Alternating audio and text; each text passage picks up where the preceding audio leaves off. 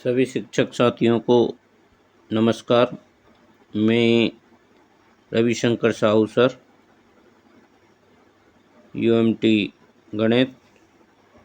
हमारी ये remedial module की क्लासेस चल रही है सभी प्यारे बच्चों के लिए।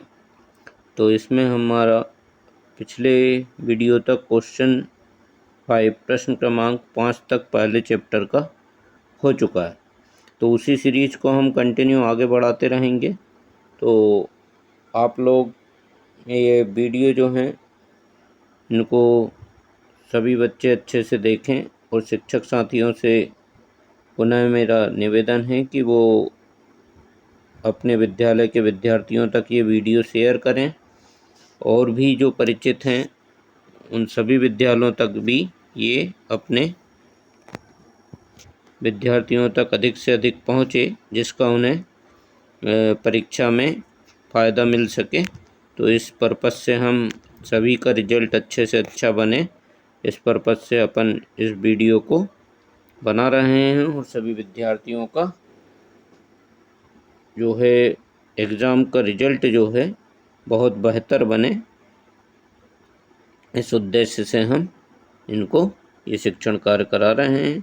और विद्यार्थियों से भी निवेदन है कि वो भी बेटा सभी अच्छे से इनका अध्ययन करें और अपने प्रैक्टिस करें। ये इसमें बहुत सारे जो प्रश्न हैं इस मॉड्यूल में वो परीक्षा की दृष्टि से बहुत ही महत्वपूर्ण है ना। यहाँ पर मॉड्यूल में इस बार जो भी प्रश्न हैं उस पर उसमें बोर्ड में पूछे गए ईयर को भी इंडिकेट किया है।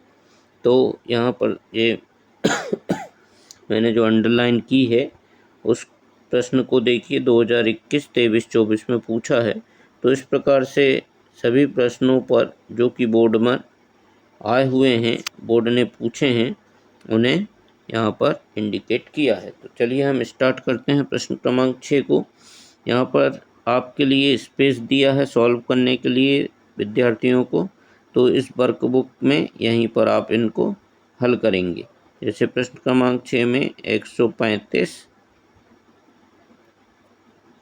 पेन सही से नहीं चल पा रहा है तो आप जो नंबर हैं उनको अच्छे से नोट करें और 225, ठीक है। तो 135 और 225 इसका हमें निकालना है क्या बेटा, HCF, है ना। तो हम देखेंगे कि इसमें 2 से तो भाग जाएगा नहीं 135 में, तो हम अंकों को जोड़ते हैं इसमें अगले उसके लिए 3 के लिए। तो 3 और 1 4, 4 और 5 9, 9 में 3 से भाग चला जाएगा तो बेटा इसमें 3 से भाग चला जाएगा। तो 3 चौको 12 बचते हैं एक, तो ये 15 होगा। तो 3 पंजे 15।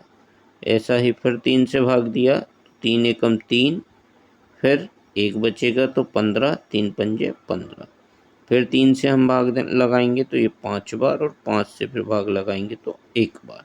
इस प्रकार से हमने 135 के जो गुणनखंड हैं उसको किए। अब 225 के करते हैं। तो यहाँ भी 2 से भाग नहीं जाएगा, 3 से चला जाएगा, क्योंकि 2 और 2 4 और 5 9 होता है, जिसमें 3 से भाग जाता है। तो यहाँ पर हम भाग देते हैं तो 3 सत्ते 21, एक बचेगा 15 होगा, 3 पंजे 15। फिर यहाँ 3 से भाग देंगे बेटा तो 3 दूनी 6, फिर एक बचा तो 3 पंजे 15। फिर यहाँ 3 से भाग लगाएंगे तो नहीं लगेगा, तो 5 से भाग देना है। अब 25 में 3 से भाग नहीं जाएगा, क्योंकि 2 और 5 7 होता है ना। तो यहाँ पर 5 से भाग दे दो तो 5 चम 25, फिर 5 से दे दो तो 1। तो हम यहाँ पर देखते हैं कि HCF में हम क्या लेते हैं, वो फैक्टर लेते हैं जो कॉमन हो। यहाँ पर 3 एक बार, तो यहाँ 3 लिखा, फिर यहाँ 3 है दोनों में, तो फिर इनटू गुणा करके 3 लिख दिया। अब यहाँ 3 है तो यहाँ 3 नहीं है, यहाँ 5 है तो यहाँ एक 5 ये ले लो, है ना। तो हमारे पास कॉमन फैक्टर यहाँ से 2 बार 3 है और एक बार 5 है। तो हमारा जो HCF होगा, इस HCF में हमको क्या मिलेगा, 3 गुणित 3 गुणित 5, 3 त्रिका 9, 9 पंजे 45। तो हमारा HCF आएगा बेटा 45 या 45। इस प्रकार से आप इसको प्रैक्टिस करना। चलिए ये बहुत ही सरल क्वेश्चन। अगला प्रश्न क्रमांक 7, 140 के अभाज्य गुणनखंड करना है। ठीक है, तो 140 में हमको फैक्टर करना है और ये क्वेश्चन पूछा गया है 2-3 बार। यहाँ पर सामने इसके ईयर लिखे हैं। तो सबसे पहले 140 में हम किस संख्या से भाग लगाएंगे?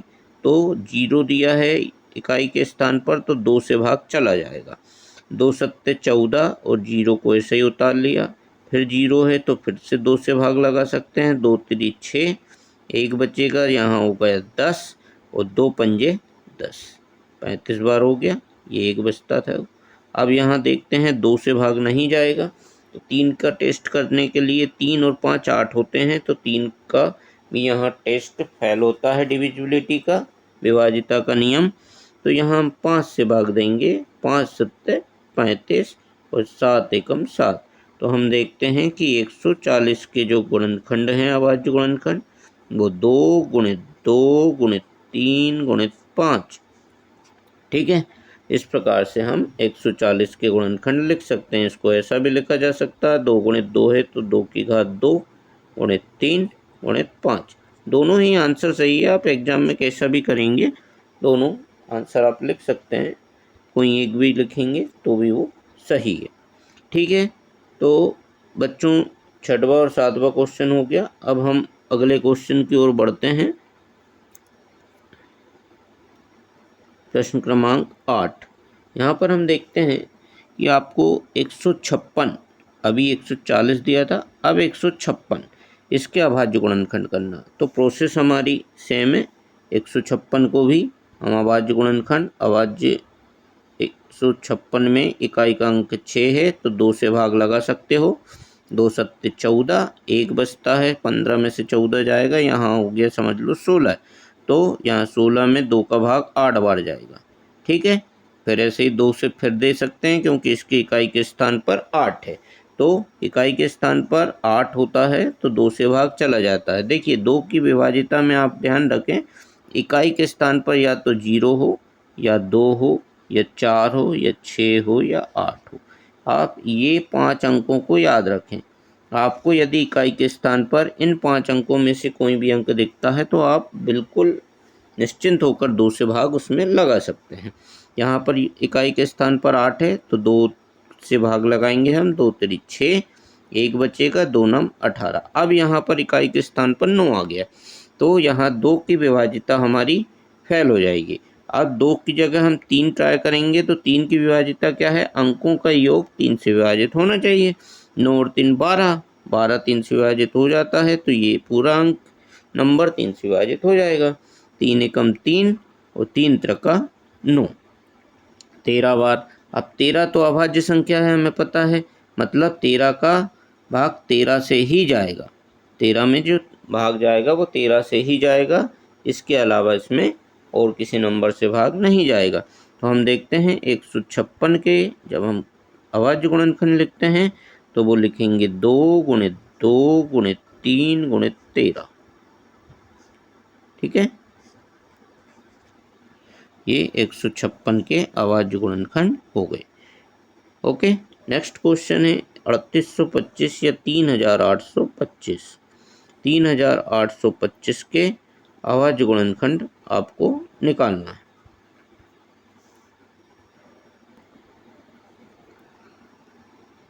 अड़तीस सौ पच्चीस के हमें अभाज्य गुणनखंड निकालने के लिए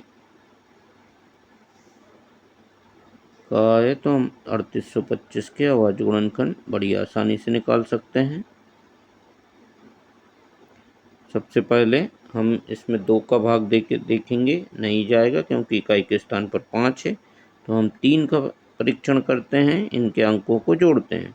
8 3 11 और 2 13, 5 18, 18 में 3 से भाग चला जाता है, मतलब 3825 या 3825 में भी 3 का भाग चला जाएगा। चलिए 3 एकम 3, फिर 3 दूनी 6, 8 में 6 जाएंगे, 2 बचेंगे, यहाँ अगले उसमें 22 हो जाएगा, तो 3 सत्ते 21 और 3 पंजे 15। चलिए अब देखते हैं 7 5 12, 12 और 3 15, इसमें भी 3 का भाग चला जाएगा। 3 चौको 12, फिर 3 दूनी 6, 1 बचेगा, तो 3 पंजे 15। अब हम 5 से भाग लगा देते हैं। 5 अट्ठे 40, 2 बचा, 25 हुआ तो 5 चम 25, फिर भी 5 से भाग चला जाएगा। 5 एकम सॉरी यहाँ 2 बन गया, 5 एकम 5, ठीक है। कितना बचेगा 3, तो 5 सत्ते 35, ठीक। फिर 17 से ही भाग जाएगा तो ये 17 एकम 17। तो हम देखते हैं कि 3825 या 3825 जो संख्या है उसके अभाज्य गुणनखंड में हमें 3 गुणित 3 गुणित 5 गुणित 5 गुणित 17, ठीक है, ये इसके अभाज्य गुणनखंड है। इसको इस प्रकार से भी लिख सकते हो, 3 स्क्वायर 5 का स्क्वायर इंटू 17। Okay, simple. चलिए अगले प्रश्न की ओर चलते हैं हम।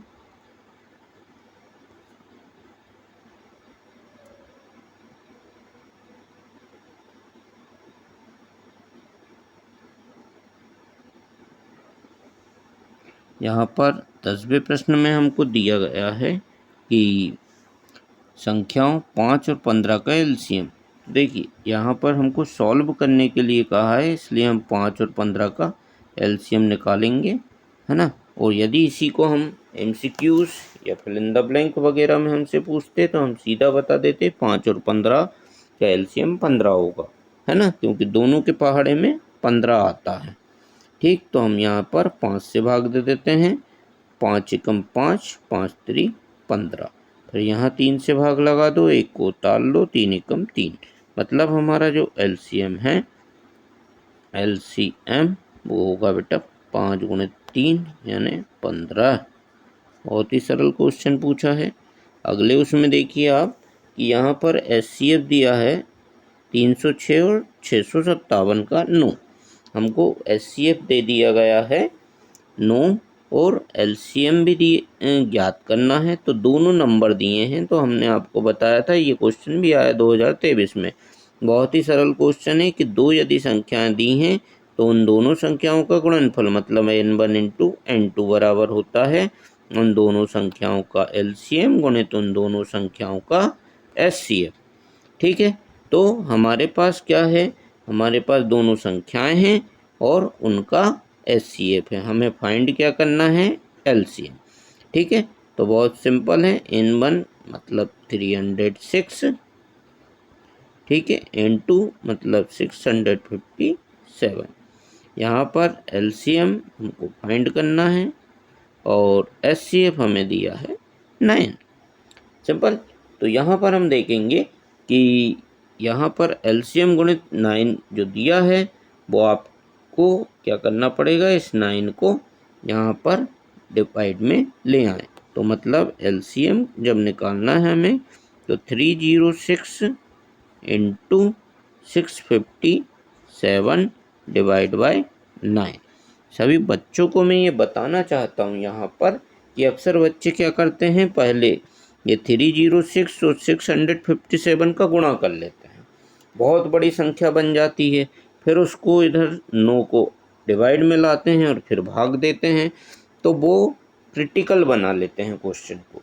जबकि हमको करना क्या है, ये इनटू में दिया है, 9 को केवल हम डिवाइड में ले आएंगे। अब इसको 9 से 306 को काट सकते हो आप, तो 9 3 27, एक 27 में को 30 में से माइनस करेंगे, 3 से फल बचेगा 36 और 9 चौको 36। तो हमारे पास एलसीएम के लिए आया है 34 गुणित 657। हम जब 34 गुणित 657 को करेंगे तो आपको संख्या प्राप्त होगी 22,338। देखिए ये क्वेश्चन को आप बार बार प्रैक्टिस करो तो आपको इसका आंसर याद ही हो जाए, इतनी आपकी प्रैक्टिस होना चाहिए। जैसे हम इसको करवाते हैं तो हमें इसका आंसर ही याद हो गया कि 22,338 इसका आंसर आएगा, ठीक है। तो आज के लिए इतना ही, फिर अगले वीडियो में मिलते हैं अगले क्वेश्चन को लेकर इसी चैप्टर में से, और फिर अगले चैप्टर की ओर हम बढ़ते हुए तो इसी प्रकार से पर डे हम आपको इस स्टूडेंट वर्कबुक की भी प्रैक्टिस कराएंगे। और विद्यालय में आपके टीचर मॉड्यूल सभी टीचर करवा ही रहे होंगे, उम्मीद करता हूँ। और मैं टीचर मॉड्यूल पे भी वीडियो बनाऊंगा। तो सभी बच्चे इन वीडियो को देखकर इस क्वेश्चंस की प्रैक्टिस करें, और सभी शिक्षक साथियों से भी मैं पुनः कहूँगा कि इन वीडियोस को अपने विद्यार्थियों तक शेयर करें ताकि उनको अधिक से अधिक फायदा हो। धन्यवाद।